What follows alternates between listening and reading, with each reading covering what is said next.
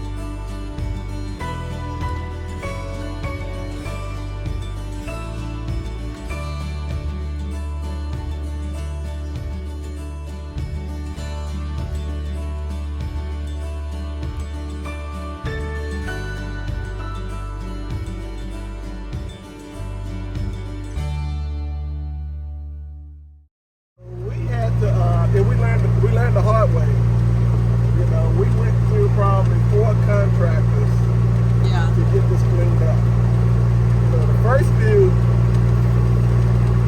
they didn't dig up any of the stumps, and they just windrowed stuff. So we just had like piles and piles and piles of debris.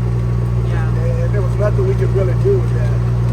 Fortunately, we found a guy. He had the right equipment, and he came in and he got rid of all the debris, got rid of all of the stumps so that we could plant grass.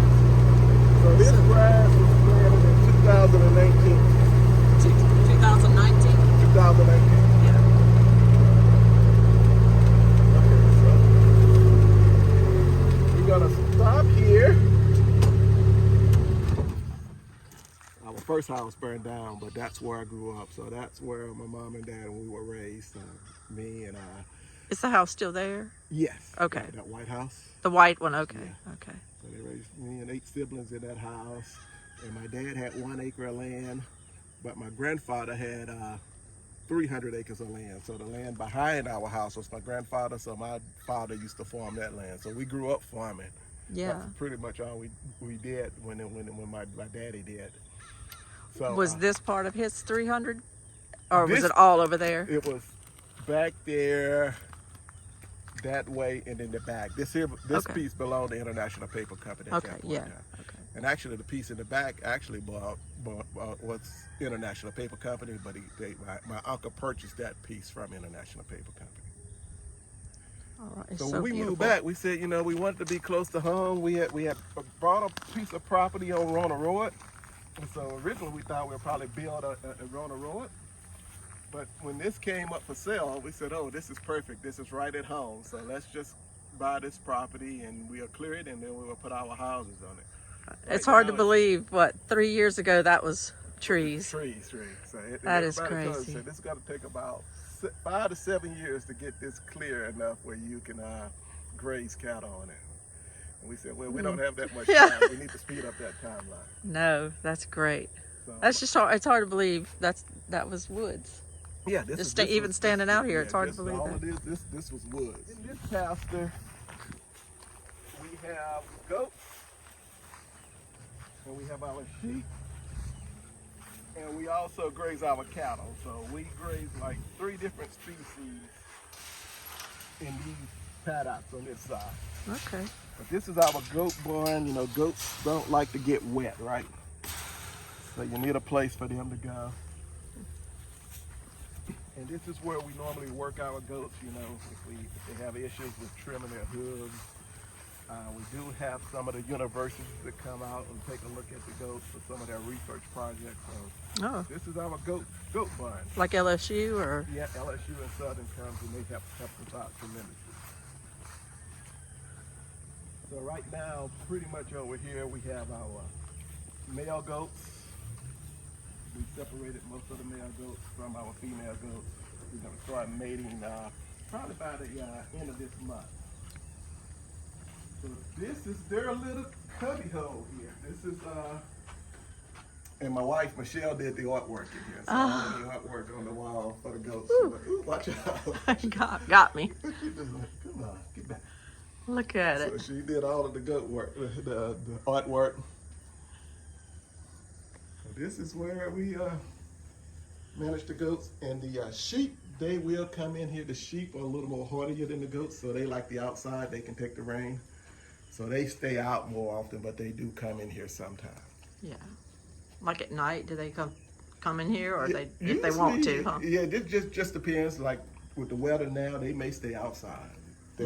We found that it's been much easier raising the sheep than the goats. The goats require a little more care. You have to monitor them more than you have to do the sheep. Yeah. So this is our goat barn. Like I said, we work our goats here. We train them. Like I said, the sheep will share this area with them when they come down if they need some feed. We mostly try to let the sheep and the goats eat the grass. We got plenty of grass. What you doing, little man? So, but yeah, every now and then we do give them some feed and supplements in here. Okay. They're real friendly, so the kids can play with them. You know, we let the kids come out and touch them, you know, when they come out to feed them, touch them, so they can get hands-on experience with the animals. So, yeah. Keep our rabbits back here. We're just getting started with the rabbit business. We did not have a lot of success this summer. We lost 3 of our rabbits, and I'm not sure was it because of the heat or because they were pregnant during the heat, so we're gonna. Right, and I talked to some of the other farmers, and they said they had issues with their rabbits during that time as well. Yeah, it was hot. We were in a drought. From January through June, we were in a drought out here. Yeah, I really didn't think of the effect on little farm animals. Now, our corn did okay, but we had an irrigation system here, so you know that's one of the things we found out with our garden is you have to have an irrigation system. You know. Typically, we get a lot of rain in Louisiana, but we do go through drought periods as well. Yeah. It was surprising that it was in June, though, like it did, and that August and all, when it's normally so hot and stuff, has been so wet. Yeah, wet. Now we're going through a wet period. I know. There you go. There you go. We're waiting on it. Usually by this time, we would have the barn full of hay, but the guys have not been able to cut hay. Do you sell the rabbit meat, or? That's going to be the goal eventually, is to sell the rabbit meat. Once we get enough of supply of rabbits, we're going to start offering the meat as well. Yeah. Okay. Well, shouldn't have too much trouble with rabbits. Once we can get it started, right? So that's my project here in the next few months, is to start getting the rabbits in and getting them mated, so we'll have a product to sell. Right. We use both the rabbit manure, goat, sheep manure, and cow manure. That's all that we use on our garden. So that's our fertilizer for our garden. Yeah. And even on our pastures, first year we moved here because of the pH level, you know, we had to lime it and we did fertilize it, but fertilizer was getting to be so expensive, we said we needed another alternative. So this year, fortunately, we hadn't had to purchase any synthetic fertilizer. We've just been letting the cows, the goats, the sheep, and the chickens pretty much roam free to fertilize our garden, and then we clip it. We clip it, and we let the clippings as well fertilize our garden. So this year we was able to save on fertilizer costs. It's huge right now for people that use it. It's huge. I know you talk about different species of grasses. Is that what you were talking about a while ago that you use for grazing? Yeah, so we mainly, our grass here is mainly Bahia grass. What we found, we did have one plot we planted in Bermuda, but in our area, the Bahia grass has been best for what we need to do here for the summer grass. We're getting ready to start preparing for our winter grass, and we're going to plant ryegrass, and we're probably going to mix in about 4 or 5 other cover crops to go with that ryegrass. That's one of the things we're going to experiment with this winter. What kind of cover crops? I love to talk about cover crops. It's going to be some legumes. We'll probably have some oats, maybe some rye, some peas, some type of clover. Yeah, you know, like the legumes. What do y'all use for? Like iron clay peas? Yeah, clay peas. Okay. Yeah. So we're gonna do at least 5 this year when we do our ryegrass planting. And that's 5 different things. Okay. Species, because the last 2 years our ryegrass didn't do as great as we thought it was gonna do. So to sort of hedge our bet, we're gonna add those cover crops in to see if if the ryegrass doesn't do well.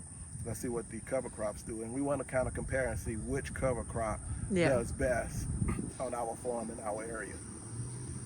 Yeah. So, I mean, we already have some clover planted in here that we did that when we originally planted this area, but we're going to add some additional cover crops in here.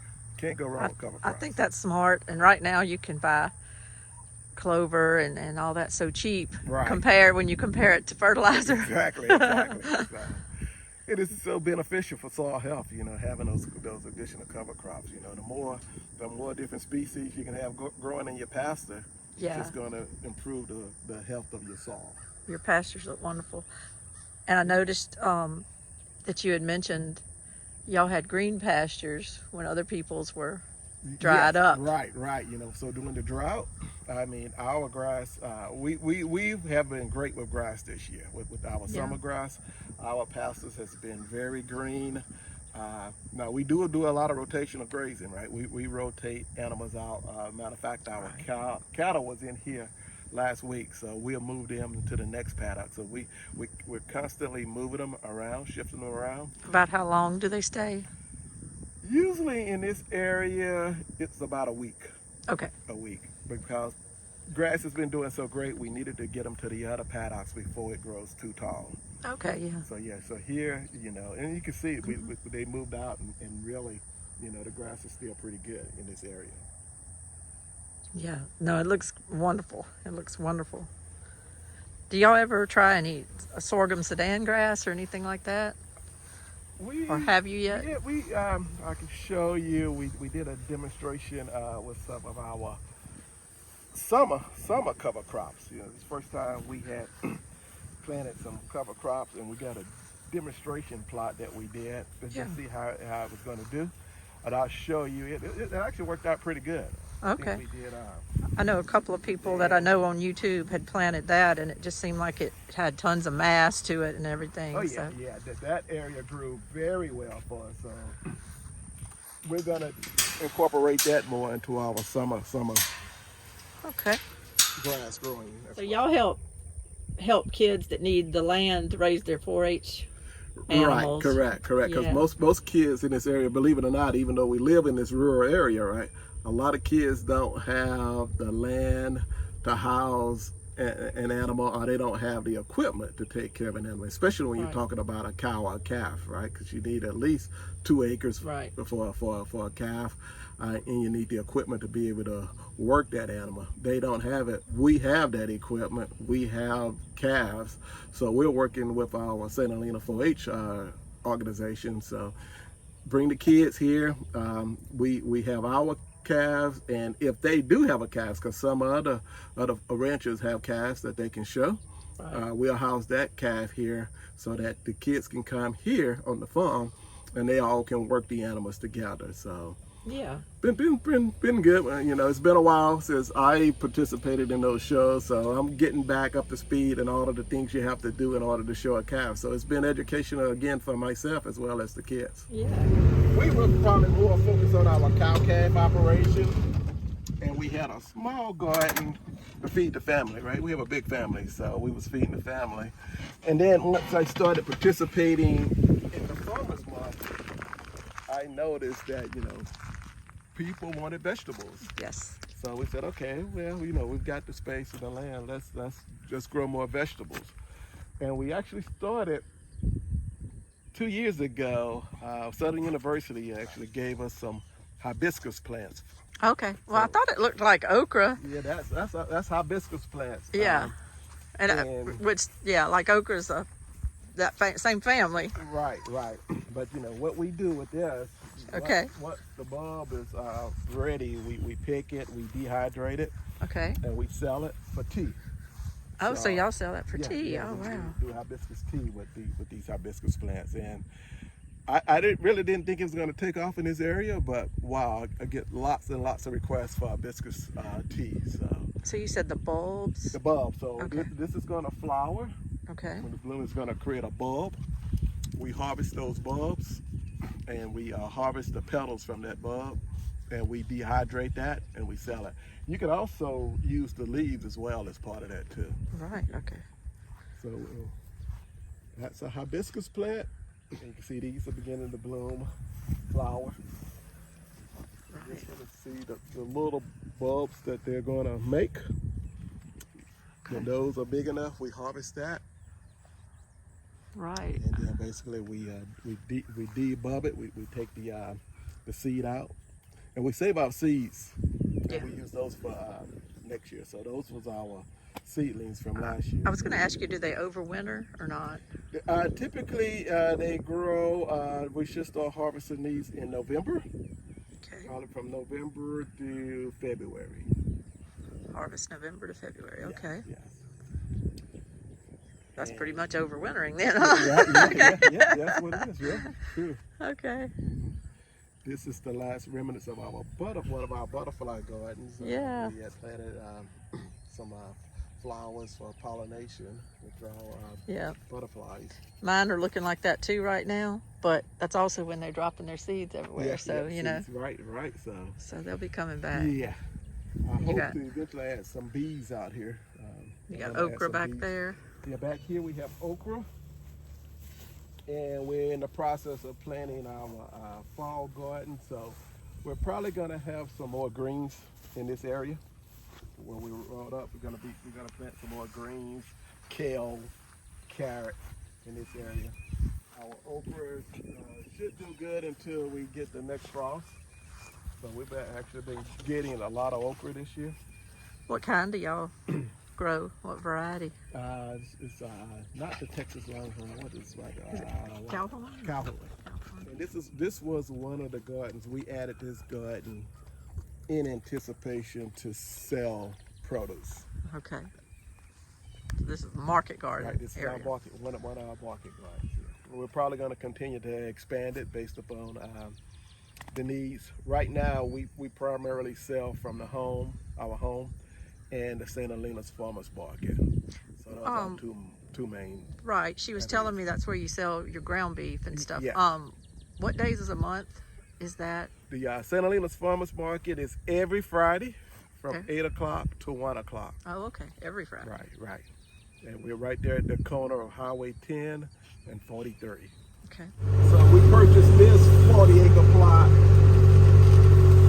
later. So it was good to get this from my cousin. this plot was already pasture land, but we've been adding interior fencing so that we can rotational graze. Right. So, matter of fact, one of the projects we're working on today is this field here. We're going to cut it in half. Okay. We're going to start planting our ryegrass, another field of ryegrass, or whatever those cover crops, while we still have some good summer here. So we're going to reduce this field in one more time. We see we have plenty of interior fencing. And right now on this side, we have our replacement heifers. So these are heifers that we're homegrown, and eventually we're going to put them in the rotation. So those animals in the side, these are the ones we're working with the 4-H. 4-H. Okay. Club on. So trying to get them ready for show. I think the first show is going to be October 1st. Can I ask you, what does it mean to get them ready? Yes, we have fatten to. them up? We have to fatten them up. You have to train them how to walk. You know, you have to halter them. You know, because cows don't like to have a halter on them, right? So we had to put the halter on them, fatten them up, and then we have to walk them, train them how to walk and obey your commands. Okay. So the kids come out here one-on-one and work with them. Work on them. Yeah. So they used to come almost every day, every other day, because they're in school and extracurricular activities. But we try to get them out here at least 4 to 5 days a week to work with the animals. Right. And that's been interesting for us because, you know, we're primarily grass-fed operations, but, you know, everybody's told us for these shows, you have to feed them. So we've been working with our 4-H agent. A lot of the co-ops around here has been beneficial and helping us out as well with the type of feed to give these animals to get the weight on in time for the show. I watched an interview with somebody one day, and the man said he raised his beast's weight 10% by not letting them go down into ponds and dirty ponds. He just fed them fresh water. Fresh water, right. And he said the weight on his cows went up. Well, we're going to test matters. it out because we got a fresh water source in here for these cattle. We try to have a fresh water source in every one of the paddocks. We do have ponds just in case, like last year when we had Hurricane Ida, we were without water for about 5 days. Oh yeah, you need ponds, definitely need them. But yeah, we try to have a fresh water source as well in every paddock. So this is where we work our animals. We can bring them in. We've got our scale where we can track their weight. Our catch counter pen here. And how long will they stay out here?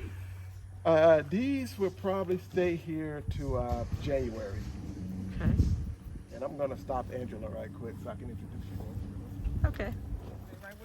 This is our. I was going to say, you walked off and left me and didn't tell me what to do if a bunch of cows started coming at me. Just rub them. Hey. This is Angela Miles Bickham. She works for the LSU Ag Center. Hey, how are you? Nice to meet you. Okay, you work for I was thinking you worked at the high school up here. No, she works at the Ag Center. Okay. She's our local 4-H area agent. Okay, the area agent. All right. For St. Helena, yeah. So, I'm Lainey. I have a YouTube channel. I met his wife, and she told me about the farm, and I said, "Oh, can I, interview him for my YouTube channel?" And she said, "Oh yeah." So we've had a good time today. Nice. So Angela, we're working with her. She got the kids. She said, "I got some kids that want to show some animals, but they don't have a place to store those animals." So she asked us would we be able to help her out, and we said, "Sure, we got the animals, we got the place. Just bring the kids." I was telling him it's something I don't hands-on do as far as helping kids, but I'm trying to promote it. My nephew is the ag teacher at Franklinton High School, and I interviewed him, and he's in the FFA stuff and taking kids to conventions and ag and anything to do with it. If they go show cows, he and my niece go to the shows. They support them and everything. So anyway, anything I can do on my channel to support it. Okay, so that's our like he said, I'm the 4-H agent for St. Helena. We have the livestock club. Back in the days we started out with goats because I was brand new to the program. The kids were brand new. So we wanted something that they can actually handle. So as time progressed, I don't know if you knew Reverend J.K. Holliday. He was I didn't know him. he was a presiding elder for the AME district. That's right. And he passed away. He was one of my coworkers. He was a Southern agent. So he had his own farm. He and I used to do the same thing the Muses are doing. So, after that, we had another agent, and then Mr. Bernard Muse came on board. So he started working me with the goat projects with the kids. Right. Lion King Ministries, Reverend Laverne King had donated, I found property. He donated fencing and everything that needed to start that project. Oh, so cool. he actually started that goat project to help us get the animals we needed, to get the fencing and everything. Okay, so time went on, COVID hit, here comes some kids. Miss Angela, we want to show livestock. So I was like, they want to show livestock. The first experience I got was showing cattle at the property we have now, because it's like 1 acre. It wasn't a good experience because it was my son's cow when COVID came. Yeah. When it would rain, it was slush, and it's not a lot of space.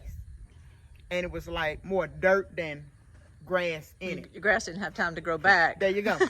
So, lo and behold, a year went on by, maybe 2 years went by.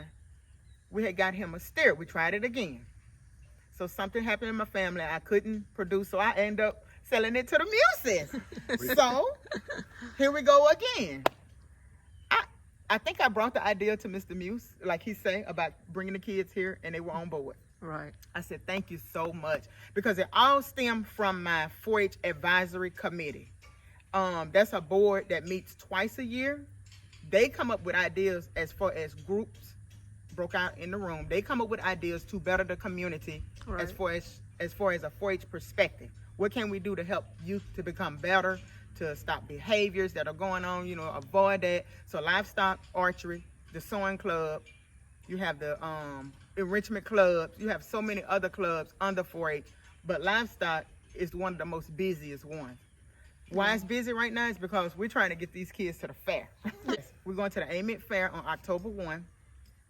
And November, the first Sunday in November, we'll be at the Greater Baton Rouge Fair. So that's why we're working so hard. We meet almost like Monday through Friday.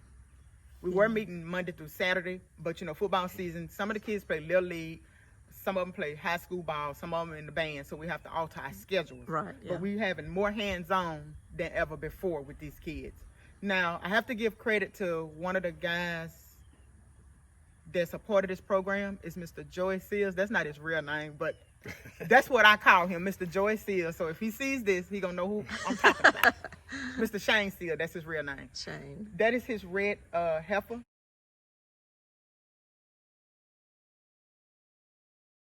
He actually let that heifer come on this end from Mount Herman.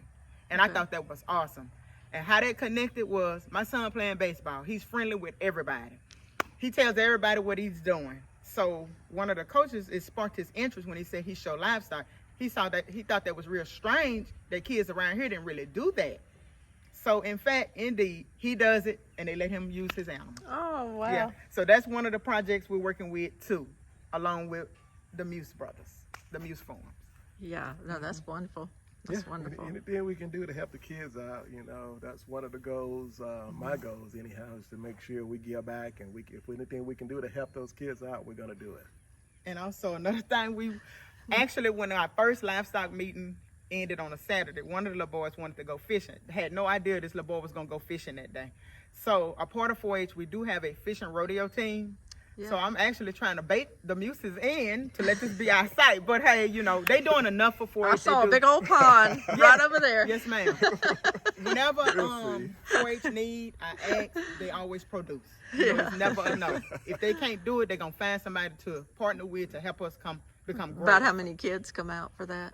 For the livestock, we have 3 kids, maybe 4 that's showing from this farm, but we have other people from the Cattlemen's Association that's doing it too. Okay. So at this farm, we're going to have 4 before it's over with. Okay. Yes, ma'am. So that's what we do. What'll get you off the fence for the fishing rodeo? We're working on it. You're on live camera here, see, so. We're talking, whatever we can do to help out. Shake him down. We're going to work with them. I know. Their programs. I'm kidding with you. Also, they're going to work with the archery program too, but it won't be here because, like I say, they are doing enough. Yeah. Now, if they want to adopt it and bring it here, that'll be fine with me. But like I say, they are doing enough. They're going to be the volunteers. We have 12 people who getting trained, and that's big for St. Helena. Yeah. We have 12 adults that's getting trained to get their license to coach archery. That'll be September the 24th. So after that, we'll meet with Mr. Harris Seguin. He is the instructor he actually lives in St. Helena line. He actually live here. He's going to be the instructor for that class, and he's going to meet with my group on a personal level to get them ready and started with the kids for St. Helena. Cool. That's great. Yes, ma'am. Lots of activity going on. So we'll be competing, hopefully, in the spring, regionals. From regionals, hopefully we go on the state, in hopes of getting to nationals in Nebraska one day. Well, yeah. Yes, ma'am. Good. Yes. Thank you. All right. Okay. So in addition to the cattle that we maintain in this area, the goats and the sheep, we also house our chickens out here. Okay. And typically you would see them, we usually let them free range. We've had some predators lately, so I'm trying to get the chickens acclimated to going back into the chicken coop. So we got them locked up right now, but typically the chickens would roam around. The chickens help us spread out the manure, so we don't have to do that. So it's been a benefit to have the chickens in the area. Yeah. And one of the things we're just experimenting the project this year is our mobile chicken coop. So Oh, okay. the goal is to move our mobile chicken coop around the entire farm here. Did you design it, or did you use some I other people's ideas? I think I looked online. That's my design. We started with a trailer, and then I just kind of talked about how can we retrofit this trailer into a mobile chicken coop, and so that's what we came up with. What kind of predators are you having? We have the biggest predators we have are coyotes, foxes, skunks, raccoons. I got hawks, all of that at my and house. Eagles, right? Eagles. So those are the ones that we have to worry about. We got cameras out to see what we can do to mitigate that, because we have lost a lot of chickens over the past few weeks. We lost chickens, we lost ducks, we lost geese. So we're trying to figure out what's going on with that so we won't lose the rest of our herd. But you're right, you try to let them free range as much as they can because that is so important, and then but you have to protect them too, so it's give and take. I have to get them back out because they do a great job of maintaining the worms. Yeah. They eat a lot of the worms out here, so that helps out a lot. Yeah. And I don't have to feed them when I let them free range. Look at our chicken coop. We open this panel and they can free range during the day and they'll come back to roost. We're probably gonna mow these out because we got 50 chicks coming in this week that we'll probably put in here.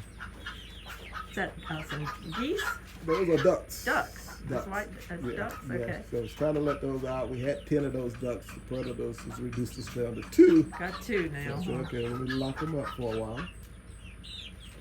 And we just moved this trailer around. We built it where the manure would fall through. I wanted to make sure it was predator proof so that we used gauge wire where a raccoon or anything couldn't lift their paws up to get any of the chicks as well. Right, or pull them through anything. Right. We have had that problem before. Well, the 50 chicks you're getting, is that just meat birds or? Those are going to be meat birds. Okay. Chickens are probably one of our best sellers from the farm. Okay, so y'all do that then, huh? Yeah, we sell more chickens probably than anything. They sell so fast that we really don't gather as many eggs because people purchase the chickens directly from the farm. It's all about kind of figuring out what the profit is. Huh? Exactly. If you're going to do all this work, make the most right. money you can. And they pretty much word of mouth there. We haven't really advertised the chicken part of the farm, but most people have found us. So your best sellers are what? Rhode Island Red and Dominique seem to be the best sellers from the farm. Rhode Island Red and Dominique's. Yes. And that's what you're growing out for meat birds? Yes. Okay. Yes. And we also have some layers coming in as well that we're going to grow out for meat birds as well. Okay. This is my brother Allen. He's our master gardener for the Oh, farm. master gardener, Takes care okay. of everything with the gardens around here and more. No pressure, huh? No pressure. What keeps you busy all day long? Well, it's a 9-hour job. I get up at 5 o'clock, I eat breakfast, I read the paper, and I get out here. Yeah. And we work till about 6 to 7 o'clock. Yeah. Next morning, start all over. There's always something to do. Yeah. Yes, man, you never catch up. There's always something to do out here, you know? Mm-hmm. Yeah. Somebody tell you got a farm and say they ain't got nothing to do. Something wrong with Something that. wrong with them? Oh yeah, something definitely wrong with that. Something definitely wrong with that picture. Mm-hmm. Nah, ain't no certain thing catching up out here. Mm-mm. I know. And then the weather, you got to deal with Well, I rain deal or... with the weather, you know. That's God business. He do his business, I do mine. Yeah, there you I go. don't worry about that, you know. Mm-hmm. I Well, work between that, you know. Y'all got it looking wonderful out Thank here. you, It's thank just, you. it's absolutely beautiful, Thank you. Thank you. Mm-hmm. Thank you. peaceful. Mm-hmm.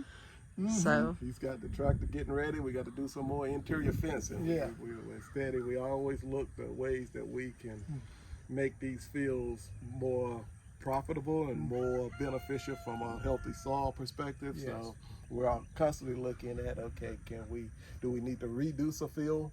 So we're going to reduce a field. We're going to add some more interior fencing that allows us to do even more rotational grazing. So I talk with, anybody from, like the National Wildlife Federation. They have a lot of videos on soil health. FAC, we work with FAC. FAC has a lot of Zoom calls on healthy soils, healthy animals. So we deal a lot with those guys. Southern Sarah has some things that we're following. And like I say, also the universities. I rely heavily on LSU and Southern. They're the professors over there. They're ag people to help us out, explain what we can improve upon, what we can do better, what we need to eliminate. So work with anybody, our local farmers here. The guys that's been farming for 40, 50 years. Asking them what would they change if they had to do things differently. So I'm in full-blown learn mode. I imagine right now with the cost of fertilizers and stuff going up, they're probably really open to listening to some of your ideas. Yeah. I mean, that's one of the things when we do field days, when we talk about things you can do for soil health. The turnout and the feedback has been tremendous. So I've seen other farmers doing some of the same things, some of the practices that we implement. A lot of farmers, they like, you got to show them, right? Say, show me it works. Why should I change if you're not doing it? It's working for you. So they want to see it. They want to be able to come to your farm, walk your pastures to see what you're doing before they implement those changes. And so far, it's been pretty positive what we've been seeing from these guys.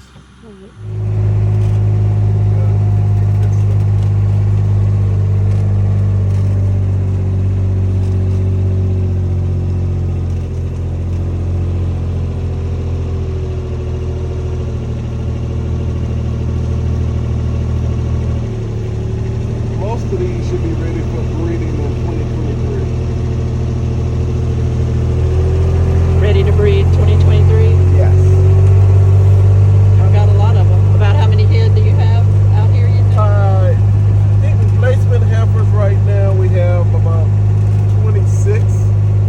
We have 39 mama cows, and I didn't get to show you them because they're over. We actually leased the acreage from my cousin, and they're over in that area right now. But so we have about, in total we have, I think, 91 head of cows. So, my brother Allen moved back here in 2018. I moved back in 2020. So we're still new at this. It's going to take some time, but we're getting there. And that cover crop, the summer cover crop. Right. Yes. Different ones. We have sorghum, we have hemp, we have some peas, a couple others we had as part of that. And so what we wanted to test, it grew. I mean, You got a lot of silage like on the ground. That looks good. Yep. We're gonna just let that stay there. Yeah. It grew to about 3 feet before we turned the cattle in, and what we wanted to test is resilience. Will it come back? If they ate it down. So we're seeing that it will come back. So it will last a while. Oh, I'm gonna ask you, do y'all stuff back to the colleges? Yeah, or- yeah, we reported back to the colleges. I'm gonna probably write a report on it, what I've experienced. I've got logs where I track it, because I want to see what works. It's a learning experience, but eventually we want to implement this as part of our ongoing practices. Right. The cows will let you know what works. Huh? Oh yeah, the cows will. If the cows want anything that doesn't do us any good. And so the main thing I want to make sure that they can eat it, and they can get multiple eatings on it. Right.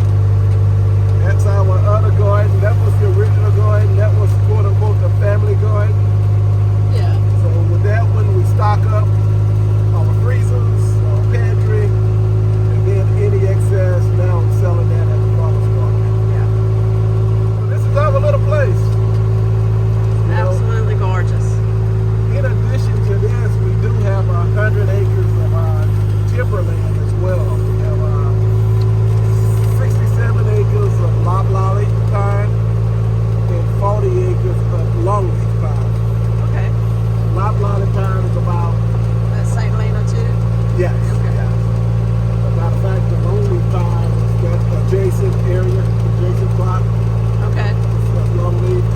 The loblolly, you have to drive about a half a mile around the corner. Okay. Loblolly. So we're trying that out as well. Is it a cooler? It's a shed. It's just a shed. You got coolers in it. Huh? Oh, okay. Cooler in here.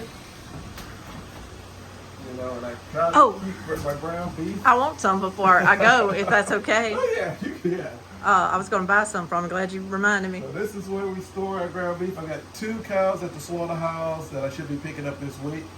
So I try to make sure I keep ample supply. We're starting with the ground beef because of the size of the calves that we're taking to the slaughter. I am working to get some of the calves larger, putting weight on those, and then Okay. we're going to have the other cuts as well. Can you tell us real quick about tours, like say if a school group? Yeah. So we are certified Louisiana Department of Agriculture for agritourism. We do tours, school groups, family reunions, churches, anyone that's interested in a tour. You can find more information on our website, www.muse3farm.com. Right. You can reach out to me at 770-231-9417, or you can reach us out on Facebook or Instagram at Muse3Farm. It's Muse3 Farm. Okay. But yeah, so we do tours. We do a walking tour. We give you hands-on experience with all of our animals on the farm. Okay. I think you would love it. So if you're interested in one, just give us a call. Your meat is like 90-10? It's at least 90-10. Let me show you what it looks like so you can get a good look at it. So, no, because our calves are so young, between 7 and 8 months, we don't use a lot of antibiotics in our meat. Mostly grass-fed, pure 90-10. So. Okay. And Comes it's like, from our farm. We raise them on our farm, and they're also processed here locally in the parish. We use a local slaughtering house in the parish to actually do the processing of our right. meat. Okay. Local as you can get. Yeah, this is local. We try to maintain a very small And footprint. it's $7 a pound, but it's in $7 2-pound packs, yeah, 2 right? pound packs, $7 a pound. Your wife said something to me about every now and then y'all get a little pushback because of the price, and it was funny because, I shop, so I mean I know how people feel when they shop. But I was at Sonic the other day, and I looked at their #1 cheeseburger. How much? And it said a 1/4 pound of pure beef, which I'm sure that's not Right. like y'all's beef. It ain't nothing Exactly. near like y'all's beef. And it was $4.99. So you would have to buy 4 of those burgers to get a pound of meat. Exactly. So that's $20. For a pound. So- You get 2 pounds here. I was gonna say, how many families though wouldn't think twice about ordering 4 burgers at Sonic, Right, but then right. they don't want to pay $7 a $7, pound. So exactly. it's like, Right. And y'all have the being quality. so lean, I mean, you don't even need a 1/4 pound of meat if you're doing a burger. Right. It's not going to shrink up because there's very little fat in this meat. Right, and you know where it came from. Right, you know exactly where it came from. I don't know if a lot of people are educating themselves on it, but a lot of the meat they see in the store, even if it says USDA, it might not even be from America. Exactly, right. And once I realized that, and once I heard about that, I haven't really even been wanting to buy too much meat at the store anymore. You So- can't beat locally grown because you can actually go out to the place and see the animals, visit, Right. where your meat is coming from, Right. So I think that's so important. Thank you so much.